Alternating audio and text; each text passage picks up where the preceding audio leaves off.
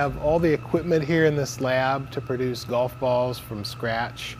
So to make a golf ball, conventional rubber cord golf ball, we start with rubber, which is butadiene rubber, and it goes in the mill. And in here, these rollers will rotate and work the rubber and get it up to a temperature where we can work with it, about 120 to 150 Fahrenheit. And from there, we come over to the preformer, and it's basically an extruder. And what it does, we take this, we put it inside the barrel and close it up and squeeze all the air out of it. The soft rubber is extruded through a die, and there's a knife that cuts these preforms. And this is a rubber preform for a golf ball. It's basically uncured rubber. It's very similar to what chewing gum is, actually. And this goes into the compression machine. A compression molding machine, the mold is 320 to 360 Fahrenheit. And we load these in here, and the mold will close up and basically cook those preforms and vulcanize the rubber and give it the final properties that we need for a ball. These are finished cores. These are all vulcanized. They have, good golf ball properties, and you can see the bounce. If you drop a preform, this is not round, but it's just gonna fly. And then we come over to the grinder.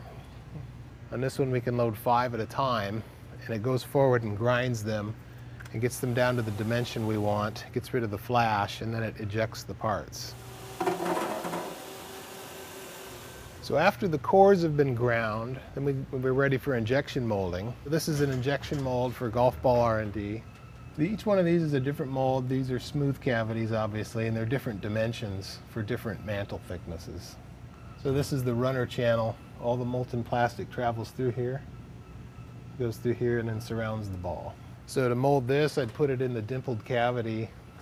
The mold would close up and inject the plastic through this channel, and it would encapsulate the ball, and you'd get a finished golf ball.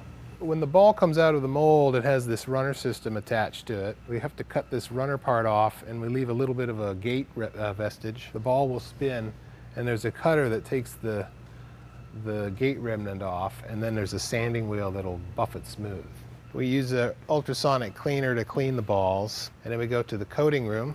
The balls go on these work holders here, just like a pinpoint. It's a conveyor belt. They reach this point and they start to spin.